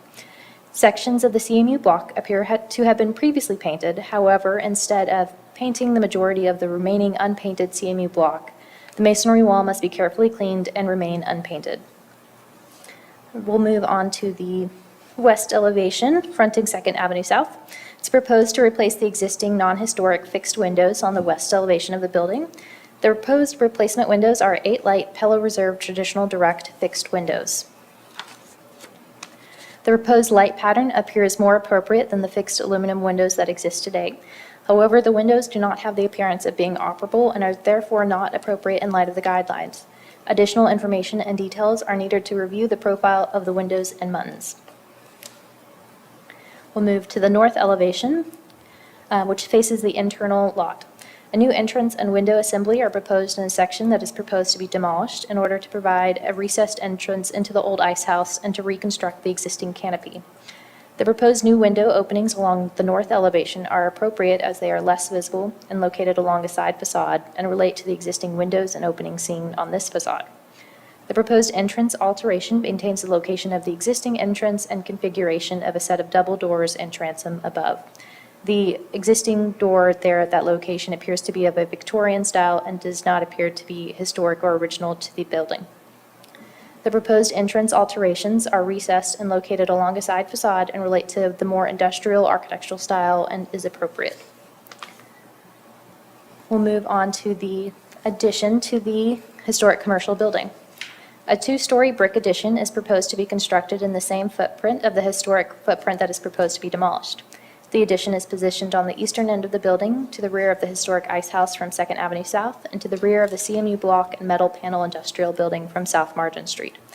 The proposed addition is subordinate to the ridge height of the historic chicken processing plant. The massing of the addition is broken into smaller sections through the use of different materials and roofing styles. The addition features brickwork in the cornice and corbelling, arched window heads, raised brickwork, and stone coping as detailing. Minimal detailing is seen on the historic ice house building, such as arched window headers and corbelling details. A chimney is proposed near the northeastern corner of the building. The chimney features raised brick detailing and a stone cap. The windows on the addition are proposed to match the replacement windows proposed for the historic brick ice house building on the site. The proposed addition appears subordinate to the historic building in height and is positioned to retain the visual prominence of the historic ice house and 2-story industrial building. The proposed detailing is compatible with and does not appear to detract from the historic building on the site. The use of stone coping is not seen on the site, and an alternative material must be considered for this element. The proposed window rhythm and light pattern appear appropriate. However, as previously mentioned, the windows do not have the appearance of being operable and are therefore not appropriate in light of the design guidelines. Chimneys are seen throughout the historic district on some commercial buildings and were historically present on industrial buildings. While a chimney may be appropriate, the proposed detailing is more ornate than nearby chimneys and should be simplified. For the modern features, there are modern features proposed for the addition and to the historic building, including a proposed elevator shaft, mechanical equipment, rooftop features, and a refuse enclosure. A rooftop patio is proposed in the area of the proposed demolition of the roof overbuild area. A guardrail can be seen along South Margin Street, and some structural elements can be seen along 2nd Avenue South. The proposed rooftop elements appear to present a minimal visual impact as only the railing is visible from the street view. However, to better screen the rooftop features and reduce the visual draw of this element from South Margin Street, the guardrail design should be altered to read more like a parapet wall. The guidelines are intended to work in partnership with the zoning ordinance. The refuse location appears appropriately located within the site behind the building. The design of the refuse enclosure must be returned to the preservation planner or the Historic Zoning Commission for final review of the design. And this element may qualify for an administrative COA as rear yard fencing. So staff recommends approval of the partial demolition with conditions, and staff recommends approval of the alterations to the historic building with conditions, and staff recommends approval of the addition with conditions. Thank you. All right, thank you. Brandon, would you come forward and once again state your name and address for the record? I'm Brandon Pretty with 906 Studio Architects. We're at 249 4th Avenue North. First, just wanted to extend thanks. This has been a process. I think we're over 2 years, and it should be for something of this significance, this size. Certainly appreciate the commission appreciate staff. That was about as detailed a report as I've heard, so that's indicative of the work that's gone into this. Really appreciate that. I know, wanted to extend the thanks, Troy and Donna Van Leer, our owners. I think the couple pieces certainly agree with all the recommendations we would ask. There were really three things. First, the proposed opening in the brick at the ice house portion facing the south elevation. That's a function of the adaptive reuse. As we've discussed, we're going, this will be a hotel. And from a life safety standpoint, we've got to have an opening there based on how the floor plan lays out. We've really worked hard on that elevation to minimize any additional openings. So we would ask consideration of being able to have that. The other piece, the CMU, understand the reasoning. I think our concern is really the ability to maintain that look long-term, and just really worried about aesthetically how that's going to work, and then long-term how that CMU's, if we do what we need to do to pull the paint off that, how does that wear? How does that, frankly, enclose that wall over time? How is moisture going to get back and forth? We would request the ability to apply coating to that. We could certainly discuss color just to be sure it's appropriate. But again, from a maintenance and aesthetic standpoint, would like to request consideration on being able to paint that CMU something uniform and kind of non-obtrusive. And then the last piece is the guardrail on the top. Being able to look at potentially something, a cable railing, something, and happy to bring that back once we select a product there. Our intention will be the least visually obtrusive thing we could have there. We want that, and you guys want that to visually go away, so we're not, we're kind of not creating a higher false top to what that is. So that's really the third piece. But again, thanks, everybody. Been a process, and we appreciate all the hard work. Thank you. All right, thank you. Do we have any citizens who would like to make a comment on this project? Well, that in itself may say something. All right, so I'd like to entertain a motion from the board.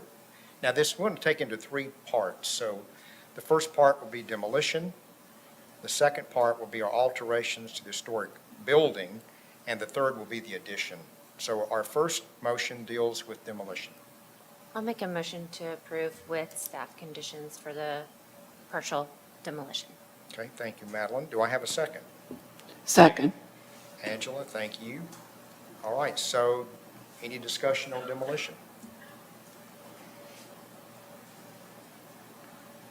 I would like just to point out on this that in the past it was a receiving shed. And then over the years, just wooden shed with this dirt floor was converted into this building, and it's very modern. At one time, it was made into a restaurant, and then finally into a church. So, and I don't see any historic significance in it at all. Yeah. So ready to vote? I also just want to comment that I think the applicant has been very thoughtful about making it look more cohesive with the main structure. All right, all those in favor of the motion, say aye. Aye. All those opposed? So the motion carries. So the second part of this, alterations to historic building motion. So what we've got within this, there are 4 new openings in the building facade, and we're replacing non-historic windows with other types of windows that staff's made comments about, and changes to the material, which would include what we heard about painting. So that's included in this part of the motion too.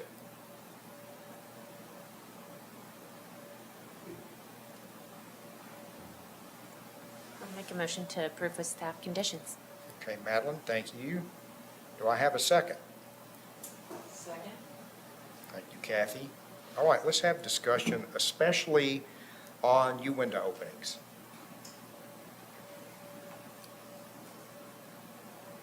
For the new opening in the brick, I'd like to know how the applicant is planning on doing that and preserve, if it were to go through, and being able to preserve the brick around it? Brandon, could you come back up and answer this question?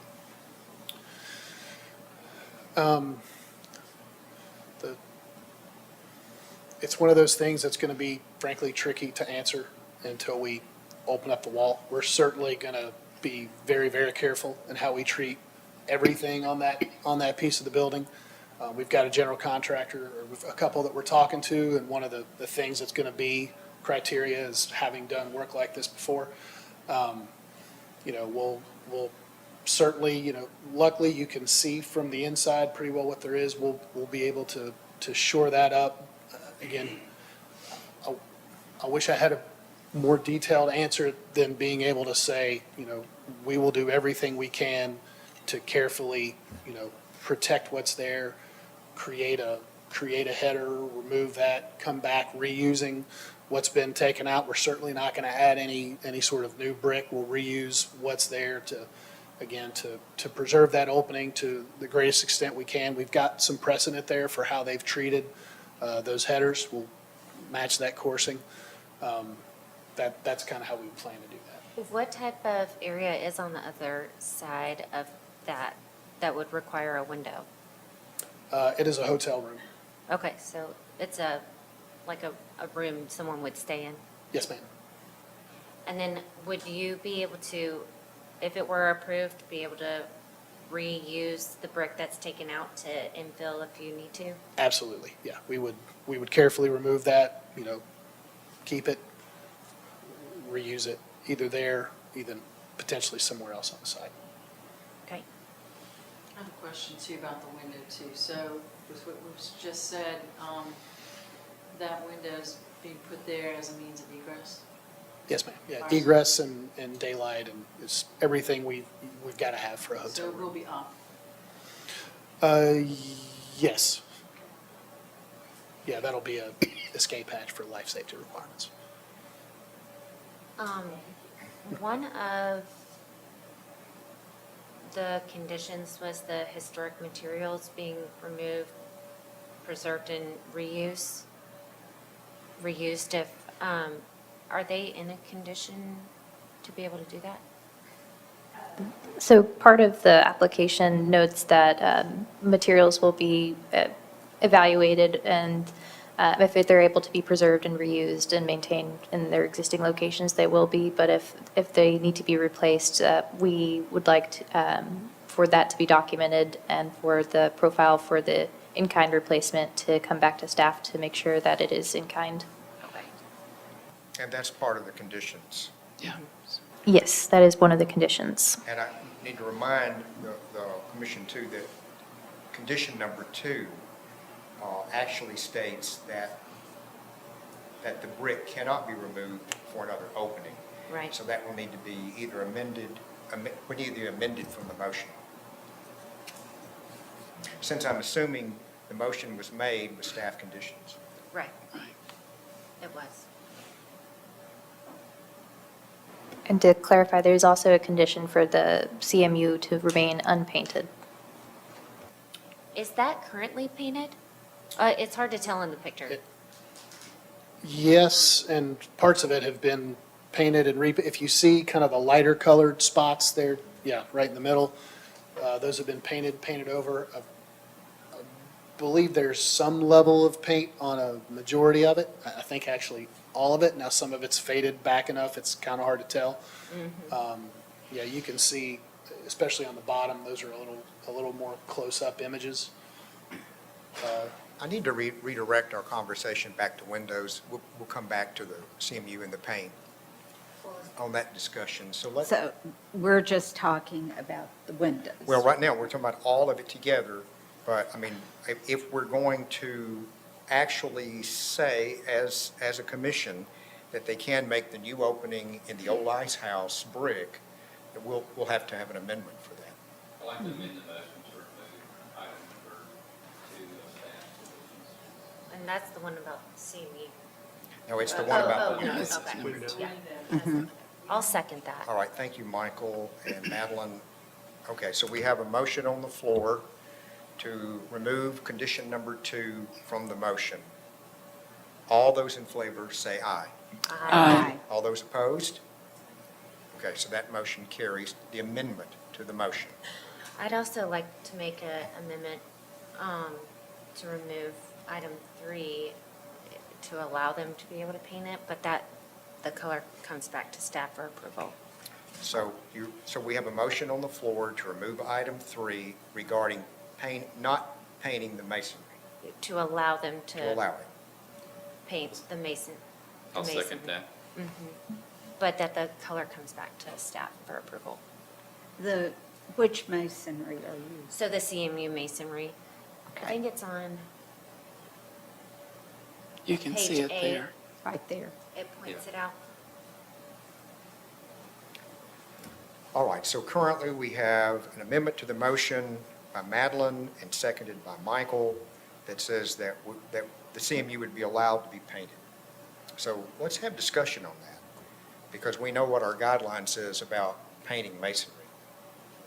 And just as the parts that are painted, I can tell you why it's painted, because I've seen it. It was graffiti, and the graffiti was covered up with paint. That's why there's paint there. Well, that's kind of part of why I made the motion, because it appeared, and why I asked the question, it appeared it had been painted before anyway. Mr. Chair, I'd like to add too that our guidelines speak to masonry in general. There's a difference of painted brick and painting CMU. CMU is not pretty. It looks, and it's been beaten up and abused. Right. So supporting painting on this would take care of a lot of issues, plus offer a sealant to it for longevity and weathering and such. So. Well, and that's kind of, I mean, what would the alternative be? To leave it the way it is now with the patchy paintwork, or have it sandblast it? What would they have to do if they weren't? Sandblasting is a no-no. Oh, okay, so, yeah. It causes the material to be porous and take on water. Right, so the alternative would be to leave it with the patchy paint. Well, staff would recommend a chemical remover, I'm sure, to Okay. remove the paint. They did that at the church on 4th Avenue.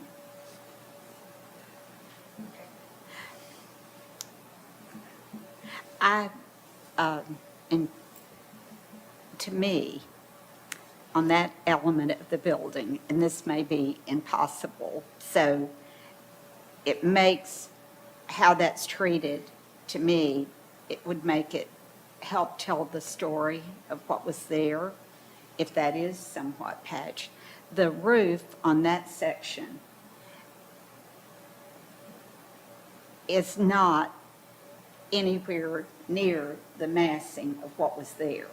So it takes it from this more, industrial use to something that's got more of a federal vibe to it. So if we're leaving the roof that way, I think it's going to be important to tell our story of how all that is treated. That'd just be my thought. Well, and it also looks like there's going to be removal of the wood siding as well, and then putting in the CMU there, new. We haven't pulled anything back yet to know what's there. My assumption is there's CMU behind that, Okay. where it's kind of going to have to be a little bit of a see and find out. Obviously, if the CMU's there, we preserve it, we treat it similar to the adjacent. If it's not, we'll need to think about, we'll obviously, be back and look at whether it's an appropriate metal panel, some other type of masonry. I'm just not sure. There'll be a little bit of a choose your own adventure once we start peeling some of this back. Yeah, but then you're leaving the metal or replacing in kind if you have to. Yeah. Yes. Yeah, certainly when the texture of that. I understand where you're coming from about telling the story. Yeah, And I would ask you, is there a way, Brandon, to modify that roof and make it work for you all? Which part of the, I'm a little unclear on which part of the roof you're referring to, The Mary. one, the building we're talking about. Like the overbuild piece, Yes. that? It's, so you can actually get in the attic and see. First of all, I don't mean leave it. I mean, is there a way to modify the new? so I think what we want to do is peel that back and be able to see what was There. beyond, like inside of that. And that'll be, again, part of what we develop on that roof, on the roof terrace pieces. So we certainly, I mean, core to this whole thing is telling the story of what this is. It's very important to Troy, so we will do that to the absolute best of our ability, you know, as we move through. Well, we have an amendment to the motion on the floor, and I think we need to stick to that, and it's about painting the CMU. So are we ready to vote on the amendment to the motion? This is the second amendment to the motion to allow the CMU masonry to be painted. I would make a motion. We have a motion on the floor Okay, currently. excuse me. So we'll get through this one, and then you can make your motion. So all those in favor of removing condition number 3 and allowing the masonry to be painted, raise your hand. And all those opposed?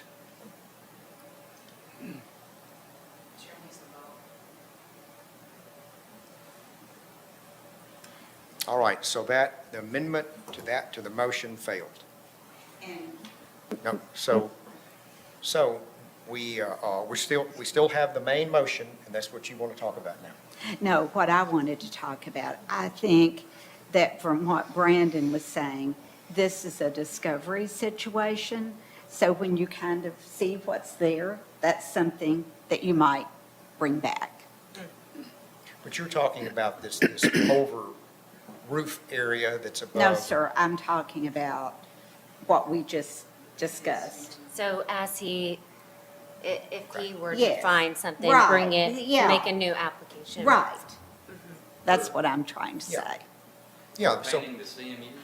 Yeah, and the brick, all, you know, as it kind of gets unveiled, you may second guess what we voted for. If you do, you have the right to come back. but That's what what you're I'm saying, trying when to they say. remove the wood siding, they may Yes. find a whole different. That's correct. We may have to do something drastically That's different. correct. So That's it what would I'm be a new saying. application. Yeah. All right. At that point. So we're back to the main motion, which has to do with the alteration of the historic building. We've had an amendment on the windows. Let's discuss the actual, back to the windows, that what's being proposed now does not have a double-hung appearance for, you know, the more historic parts of the building. And that goes back to staff. So we may not even need a discussion about that. Yeah, I thought that was a condition. It is a condition. All right, so we're back to the main motion as amended.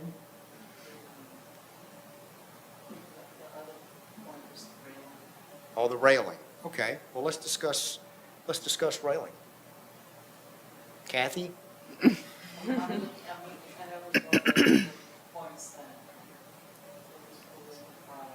And what staff is recommending is that that be a parapet rather than a railing.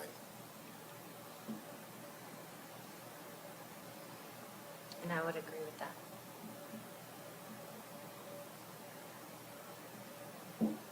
I think that's what you guys are saying in condition 7, right? Yes, condition 7 is, or number 5 is that the design of the rooftop guardrail must be altered to appear like a parapet wall and returned to the Historic Zoning Commission for approval. Okay. Okay, so that is in the main motion. All right, are we ready to vote? All those in favor of the motion as amended, say aye. Aye. All those opposed? All right, motion carries. So now let's move on to the addition. So do I have a motion on the addition to the building that will replace where the demolished building was. Motion to approve with staff's conditions. Second. All right, thank you, Madeline and Bob. So motion to approve.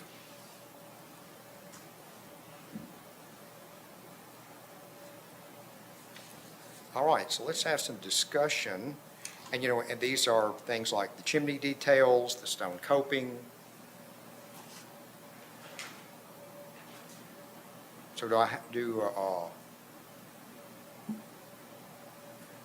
those are the things we're discussing. I would agree with staff's recommendation about reducing the detailing on the chimney. It's, the form of it, I think, is a stronger statement than excessive detailing. It would have some type of a brick detail capping that, but maybe not excessive detailing. So I would agree with what staff's recommending to Okay. simplify. Where is the mechanical equipment that needs screening?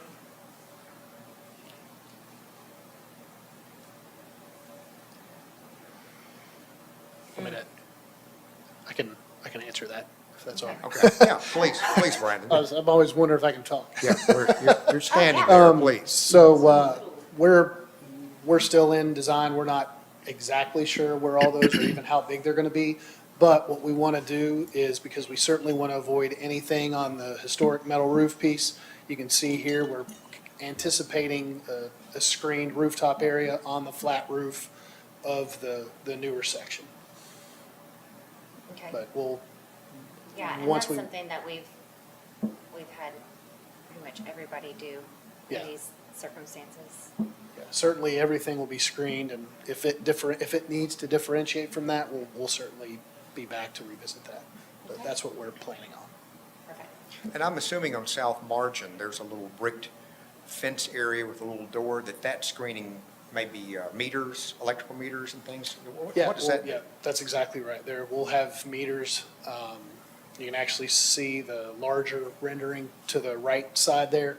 They're kind of tucked. We've got a brick screen, and the meters will be tucked behind that.